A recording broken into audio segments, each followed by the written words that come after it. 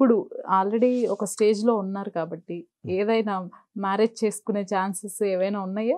అయ్యో మా ఇంట్లో వాళ్ళు రోడ్డు మీద వెళ్ళే పిల్లని తీసుకొచ్చారు, ఈ పిల్ల నువ్వు పెళ్లి చేసుకుంటే నేను పెళ్లి చేసుకుంటా. అంతే, ఇక లవ్ ఇట్లాంటివి ఏం లేవు. లేదన్న, డన్. ఈ 10-11 years లో నిజంగా ఎవరిని చూసినా I don't అనిపించలేదా? have any trust. I don't have any trust on women. Okay okay. I respect women. ఇంట్లో Because ఇంట్లో అంటే చూసిన నేను అమ్మాయిని చేసుకుంటారు. ఆ, ఓకే.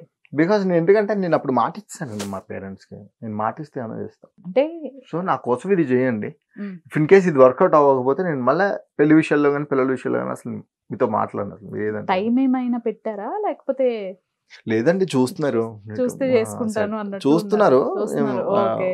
వచ్చినప్పుడు చూద్దాం ఇంకా. అంతే. Next year నేను అంత expect ఎక్సైట్మెంట్ చేయొచ్చు. అవి ఏం లేవు. బట్ వస్తే మాత్రం చాలా బాగా చూసుకుంటాం. ఆ ఓకే. క్లారిటీ అయితే ఉంది.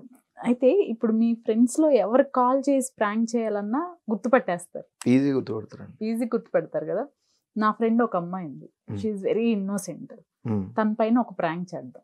ఏం చేయాలి అంటే నాకు వాళ్ళ డీటెయిల్స్ ఏం తెలియదు. నేను కాల్ చేస్తాను, నీ ఫేవరెట్ హీరో తనకు తెలుసు, నేను సెలబ్రిటీ ఇంటర్వ్యూస్ మాక్సిమం చేస్తాను. సో నేను అడుగుతాను నీ ఫేవరెట్ హీరోనో సంథింగ్ అడుగుతాను. ఆబ్వియస్లీ మీరు ఎవరిదైనా అక్కడ దింపేస్తారు కాబట్టి మాక్సిమం వర్కౌట్ అవుతుందని అనుకుంటున్నాను. అలా వర్కౌట్ కాదు. మీ ఫేవరెట్ హీరో ఎవరైనా అడిగితే మిమిక్రీ ఆర్టిస్ట్ అని ఈజీగా తెలుస్తుంది కదా. లేదు లేదు లేదు లేదు, ఖచ్చితంగా వర్కౌట్ అవుతుంది. ఒక్కసారి ట్రై చేద్దాం. ఇప్పుడు అవే ఏమైనా ఎన్టీఆర్ చెప్పారనుకోండి, నేను ఎన్టీఆర్ చేయలేను. ఎన్టీఆర్ చేయలేరా? నాకు తెలిసి ఎన్టీఆర్ అనుకుంటా అయితే. ఎందుకంటే ఆయన డైలాగ్స్ వరకు చేయగలుగుతాను కానీ. పోనీ మీరు ఒక కాన్సెప్ట్ చెప్పండి ఎలా చేయొచ్చు అనేది. పవన్ కళ్యాణ్ ఐ కెన్ నిద్రలో లేపిన. ఓకే, ఒక్క నిమిషం ఉండండి, నేను జస్ట్ ఒక ట్రై అయితే వేస్తాను. హలో వెంకీ, ఎక్కడ వెంకీ? హైదరాబాద్. నువ్వు? హైదరాబాద్. ఇంట్లోనే ఉన్నావా? ఏ? ఒక్క నిమిషం ఉండు వెంకీ, మళ్ళీ చేస్తా. ఓకే. హలో, ఎక్కడ పద్మజ? ఇక్కడే తిరుగుతా ఉన్నా గుంటూరులోనే. సరే ఒక్క నిమిషం పక్కకి రా, ఒకసారి మాట్లాడాలి నీతో. నువ్వు ఎక్కడున్నావు? నేను పర్లేదు మాట్లాడు, నేను ఇంట్లో లేను, బయట తిరుగుతున్నా. బయట ఉన్నావా? Okay okay. నేను ఇప్పుడు కళ్యాణ్ గారి స్టూడియోలో ఉన్నాను, ఆఫీస్ లో.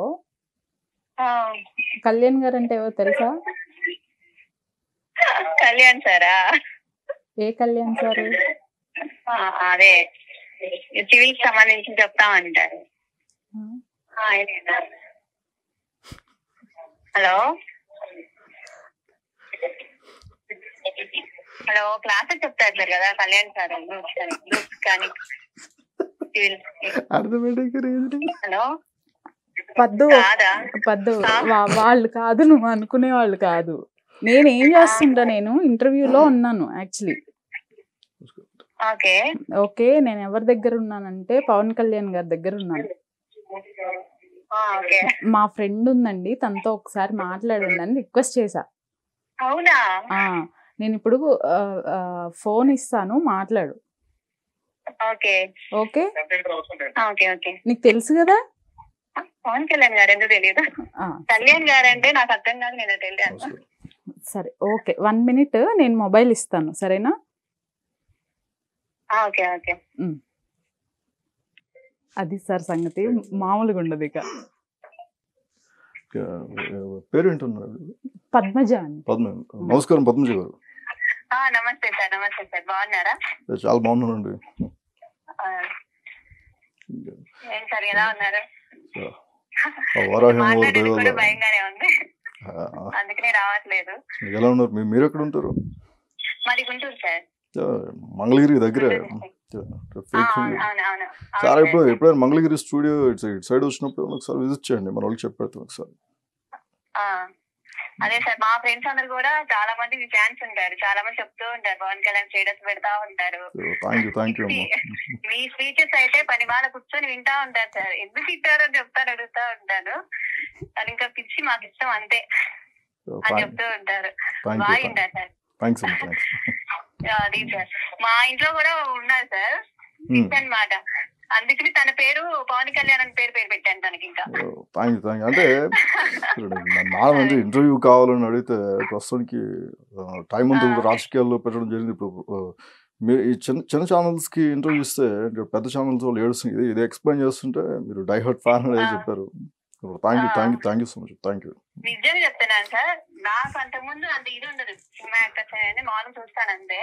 కానీ ఇప్పుడు మీ రాజకీయాలు వచ్చిన తర్వాత మీ మీద కొంచెం మంచి ఒపీనియన్ కానీ ఏదైనా స్పీచెస్ ఇచ్చేటప్పుడు యూత్ వాళ్ళకి ఏంటంటే బాగా పోరాటం చేయాలి, మేము కూడా మీ అడుగుల్లో మేము కూడా నడవాలని చెప్పేసి చాలా మంది ఒక అబ్బాయి అన్నారు. సాధారణంగా నేను ఒక యువత నుంచి కోరుకునేది ఒకటే, అంటే మన వల్ల సమాజానికి కొంచెం ఉపయోగం ఉంటే, అంటే సమాజాన్ని మనం మార్చగలిగేటువంటి శక్తి మనలో ఉంటే మార్పు అనేది చాలా సులభం నేను నమ్ముతూ ఉంటాను.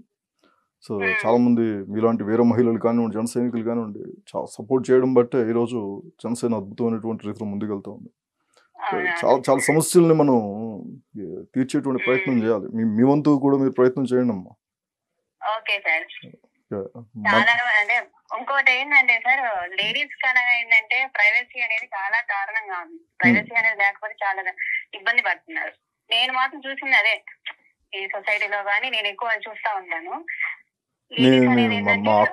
మా అక్కలకు కానీ వీర మహిళలకు కానీ చెప్పేది ఒకటే, మీరు వంట నేర్చుకోవడానికంటే ముందు సెల్ఫ్ డిఫెన్స్ నేర్చుకోండి. అంటే ఇప్పుడు పాలించే తల్లి తప్పు చేస్తే మహా కాలవ్వాలి, అది నేను నమ్ముతాను. శ్రీ సిద్ధాంతాలు కానివ్వండి, కార్ల్ మార్క్స్ సిద్ధాంతాలు కానివ్వండి, ఇవన్నీ నేను పుస్తకాల్లో చదివిన ఆచరణలో పెట్టాలనేటువంటి తప్ప నాకు చాలా ఉంటుంది. మీకు చిన్న రిక్వెస్ట్ సార్, చెప్పండి.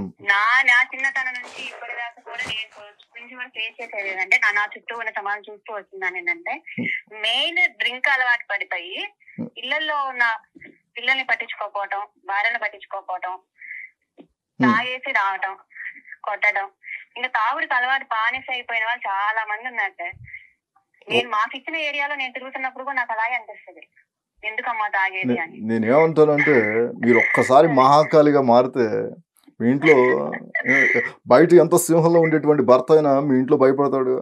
అలాంటప్పుడు తాగినోడు ఎందుకు మాండు? అమ్మవారికి మేడం చూస్తున్నాను మాట్లాడు. అవును నిజమే, కానీ అంత నేరం చేయలేరు కదా సార్ లేడీస్ అన్నాక. నాకు ఫోన్ ఇచ్చేసేసారు సార్. ఓకే ఓకే, నేను తర్వాత కాల్ చేస్తాను. ఓకే, థ్యాంక్ యూ అని చెప్పండి సార్కి అయితే. Okay okay thank you. తను సచివాలయం ఎంప్లాయ్, అందుకే అంత కనెక్ట్ అయిపోయి మాట్లాడుతున్నారు. సచివాలయంలో తిరుగుతూ ఉంటది ఎక్కువ, ఏపీ గుంటూరు సైడ్. పెద్ద కాంటాక్ట్ దొరికింది. కాకపోతే ఏంటంటే అసలు ఇప్పటికీ పాపం నిజం అనుకుంటుంది. నేను లింక్ షేర్ చేస్తే గానీ తెలీదు.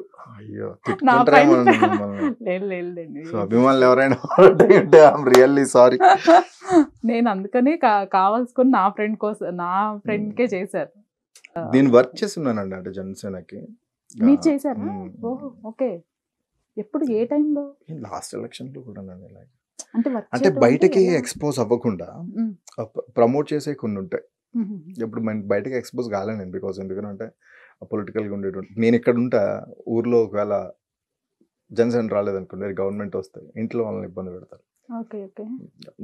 అంత ప్రీవియస్ ఎలక్షన్ టైంలో కూడా వర్క్ ఫర్ మై ఫ్రెండ్స్ అనమాట. కొంతమంది ఉంటారు, జస్ట్ వాళ్ళకి వాయిస్ ఓవర్ రాసి ఇవ్వడం, ఇలాంటి script works. Okay okay. So మొత్తానికి ఇప్పుడు ఓపెన్ అయ్యారు. ఓకే, ఇప్పుడు ఎలా అండి మీ కాన్స్టిట్యున్సీలో? ఇదే జనసేన? ప్రెసెంట్ జనసేన. ఓకే, మీరు వర్క్ చేసిన పర్సనే? నేను భీమవరంలో వర్క్ చేయలేదు, అదర్ వేరే నా ఫ్రెండ్స్కి వీళ్ళకి అమలాపురం నియోజకవర్గం. అంటే ఎట్లా, మీరు ఆయనకి ఏమన్నా ఫ్యానా లేకపోతే? నేను డైహార్డ్ ఫ్యాన్ అండి పవన్ కళ్యాణ్ గారికి. మీరు నన్ను నిద్రలో లేపడిగా నేను పవన్ కళ్యాణ్ వాయిస్ నేను అంత పర్ఫెక్ట్ గా చేయగలుగుతాను అని అంటే బికాస్ ఆఫ్ నేను ఆయన వర్షిప్ చేసిన విధానం అవ్వచ్చు మేబీ.